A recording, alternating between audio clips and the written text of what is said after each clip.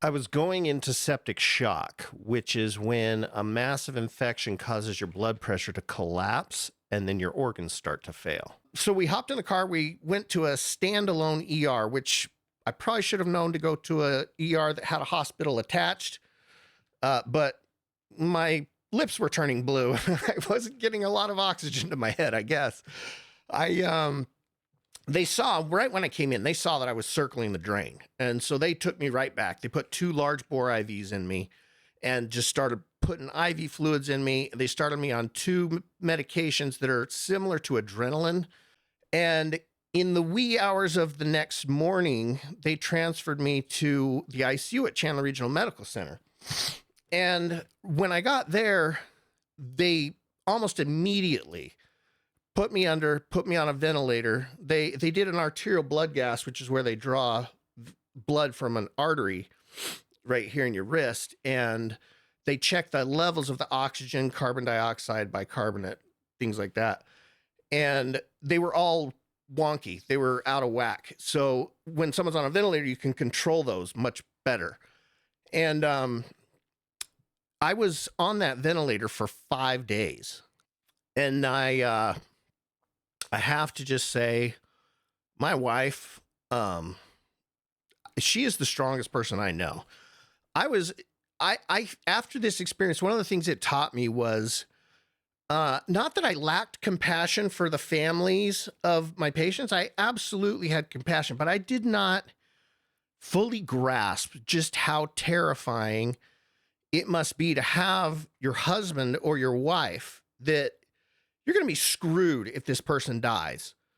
To have them on a ventilator day after day after day, because every night when my wife would come and visit me before she left, they would say, all right, well, we're going to extubate him tomorrow. That means take the breathing tube out, extubate. And she would get there the next night and I was still on the ventilator. And they're like, yeah, he failed the extubation today. And while I was under, my kidneys went into acute renal failure. They had to dialyze me twice. And I don't know how she made it through that the way she did. She's much stronger than I am. I have one memory from being the time that I was on the ventilator, and it's kind of freaky. I woke up, and keep in mind, I was intubated at this time, meaning I had a breathing tube in my throat. So I can't explain this. I woke up in the middle of the night, and I turned to my right, and the nurse standing there was my nurse after I woke up later on, and I recognized her when I saw her after I woke up. So I really do believe this happened. I just can't explain it. I turned to my right, and Katie was there hanging a glass bottle with IV tubing coming out of which a large glass bottle means albumin, which is a blood protein that helps keep your blood pressure up. That's the short way of saying it. And I said, is that albumin? And she said, yeah, it is. And I said, good, that's what I would have given. And then everything went back to black. And I have 0 other memories from when I was on the ventilator. But she did confirm later, when I had her again as a night nurse after I woke up, that she had given me albumin. So I don't know. There's that experience. When I woke up, now this is where it gets interesting. When I woke up, I woke up for a brief little period and then back out. And then I woke up again for the long haul. And right when I first woke up, they did not have me strapped to the bed, which they told me later. They were like, you were like strong as an ox when you were intubated, and we could not, so I don't know why they didn't have me tied down. But the first thing I did was I reached down and I ripped my Foley catheter out, which those Foley catheters, they have a long tube that goes up into your bladder. And on the end of the tube, there's a balloon around the end of the tube to keep it from coming out. And I just ripped that thing out. So my penis was bleeding everywhere. And then I went under again. I fell asleep again. And I woke up.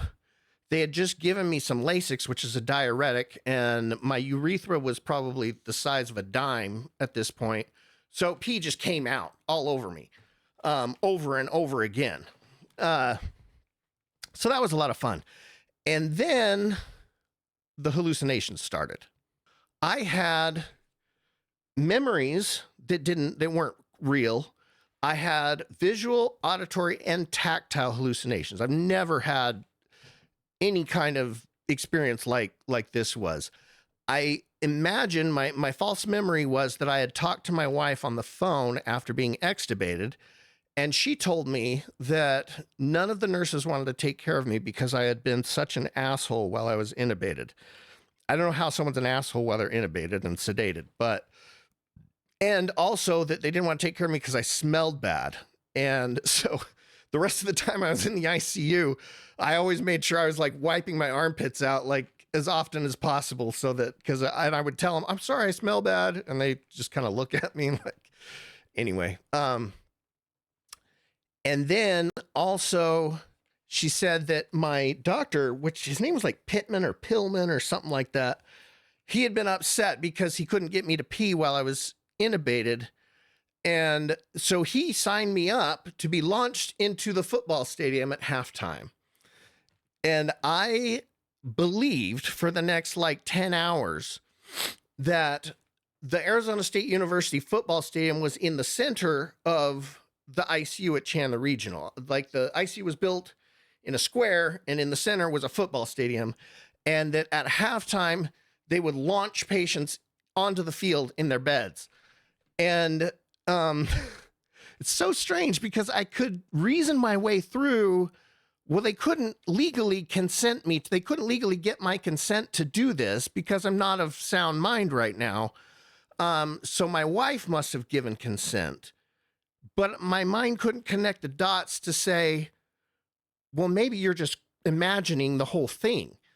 So part of the reason why I didn't get to that conclusion was because the visual and tactile hallucinations backed up that false memory exactly. And the auditory. I heard nurses talking to their patients, trying to convince their patients to agree to be launched into the football stadium.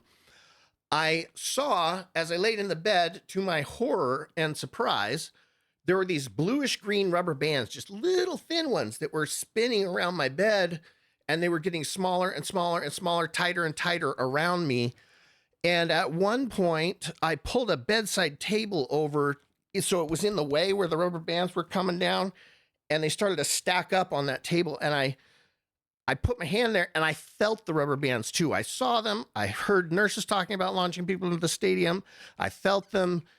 Everything lined up perfectly for those hallucinations, and they were terrifying.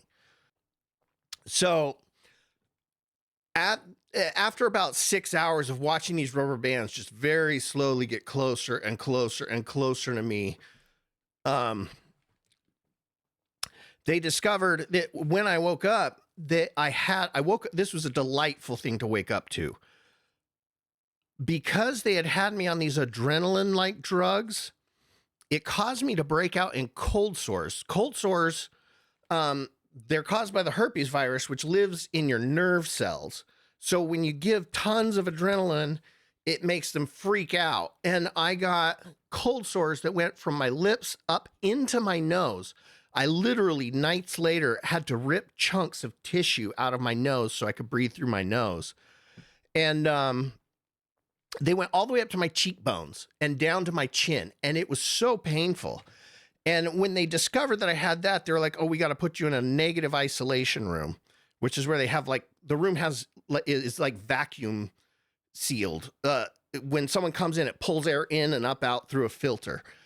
And so when they moved me to a different room for the negative isolation, I was like, oh, thank goodness. But then the rubber bands were in that room too. And the night nurse came on. His name was Brandon. And now Brandon, he was stellar. Like, he was such a good nurse. And at one point he came in and he said, how about the rubber bands? Are they still there? And I looked and I was like, yeah, they're still there. And he said, okay. And he unlocked the bed and he cocked it at an angle and locked it again. And he said, how about now? I was like, no, they're gone. He said, okay. He reached over and unclipped my restraints so I could move.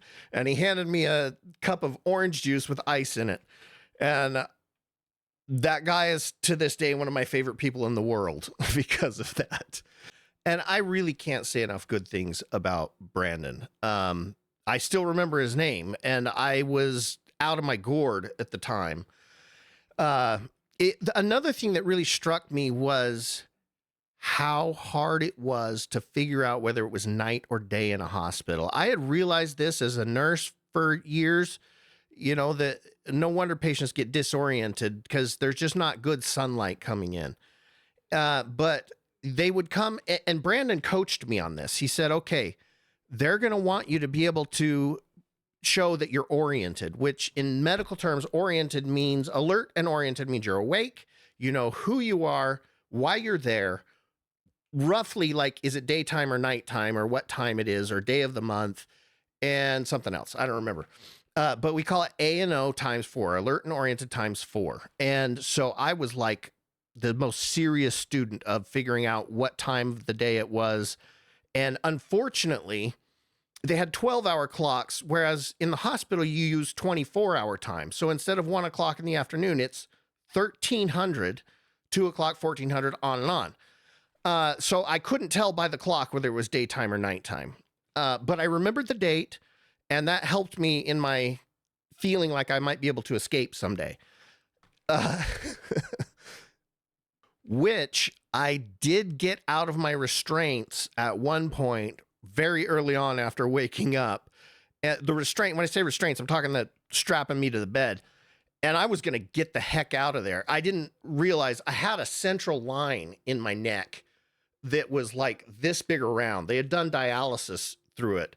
So, I mean, just this huge thing going into my jugular vein. So that would have been a problem. But when I got loose and I was going to leave, this older nurse, who, she was never my nurse, but I saw her once or twice after that, and I am to this day grateful to this woman. She got right down in my face, not in a confrontational way, but she was like, listen, you have a very, very serious infection. We are having to use IV Bactrim on you, which Bactrim is an oral antibiotic that gets used a lot. It's an oral antibiotic that'll actually kill MRSA. And when she said that, I had never even given that. I've been a nurse 15 years now almost, and I had never given that. And so I was like, oh, okay, well, I better stay. Infectious disease rounded that following morning and discovered that I also had shingles. And I think it was that day, or maybe it was the day after, she had me open my mouth and I had thrush, which is a fungal infection in your mouth, which I got thrush because I was on so many antibiotics, it killed the natural bacteria in my mouth, which then caused what they call an opportunistic infection. It allowed the fungus to grow, whereas normally all the bacteria competing for space in there would have kept it from growing. So my tongue turned white and it was painful, man. Like shingles, I've heard lots of patients say how painful shingles can be.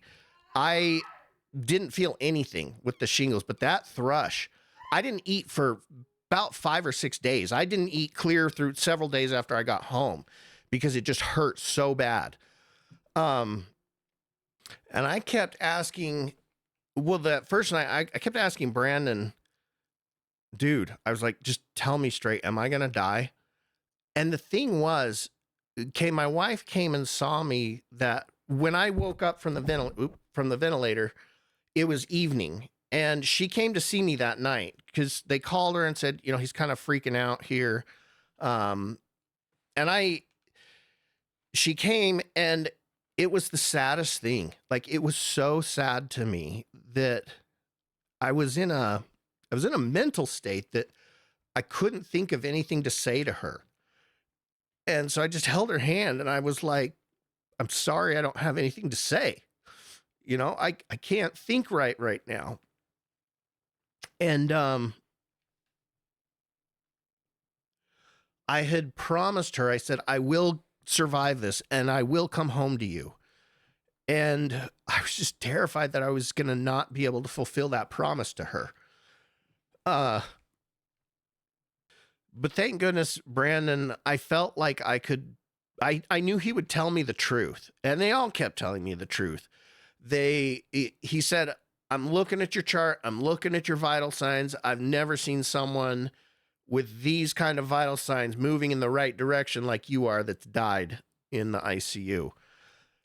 But like, if I realized I was breathing kind of fast, I was like, I'm tachypnic. Why am I tachypnic? Why am I breathing fast? I must be deteriorating and circling the drain again. Then the following day, after Brandon's night shift, the nurse who took care of me for 2 or 3 days straight, I can't remember, her name was something like Janine. And she was so sweet, and she didn't sugarcoat anything. And she had very pretty eyes. I remember that. I don't know if she was pretty all over because she had a mask, and she was just incredible. And then I had Katie as my night nurse for 3 nights in a row. She's the one that was standing there when I had that experience while I was on the ventilator. And the only other thing that I think is worth bringing up. First of all, your muscles atrophy so fast. You would not believe. I have always had, not always, I've worked my ass off to have an actual ass. And it was totally gone. Like, my legs were way smaller than they were when I went in. They had physical therapy come work with me a day or so after I woke up. They were planning on discharging me to a physical rehab, not like drug and alcohol rehab, physical rehab, where I could work with physical therapy so I could get to where I could walk again and that kind of stuff. And I was like, hell no. I was like, I'm not going to a physical rehab. I was like, I will walk out of here. And every day after they eventually got me off of all the drips, the IV drips, so I could walk around, I would get up and I would push my chair over to the window because I was starved for sunlight. And I would sit there and I'd look out the window and I would do this. I would stand up and I would sit down and I would stand up and I would sit down over and over and over again to strengthen my legs. I knew it wasn't going to help me build muscle back, but your nervous system plays a large part in how strong you are as well. Your nerves, if you don't exercise, they can also, for lack of a shorter, better way to say it, they get weak, so to speak. The most important message that I can convey about this is just how grateful I am to those nurses there. They were far more skilled at ICU nursing than I ever was. And I worked quite a few ICUs. My patients still got just as good a care, but the reason they got just as good a care was because I made up through it by working very, very hard. You can make up for a lot of lack of skill by working really, really hard. I'm proof of that. I'm not quite ready to say that nurses are heroes, but that's just because I am a nurse and I feel weird saying that about myself.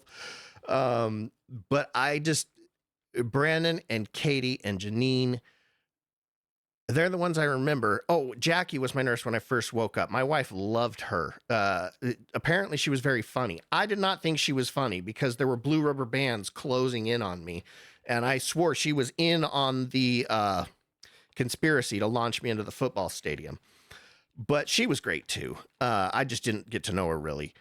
All those nurses, they carried me through what to this point has been probably the most scary experience of my life. And I'm glad I had this experience because should I ever have to go back to working in an ICU, which I pray that I don't, man, I've always had compassion for my patients, but it's different once you have been in that scary position. And to Brandon, Katie, and Janine, thank you. I know you'll never see this, but that doesn't mean it would be okay for me to not say thank you. So thank you.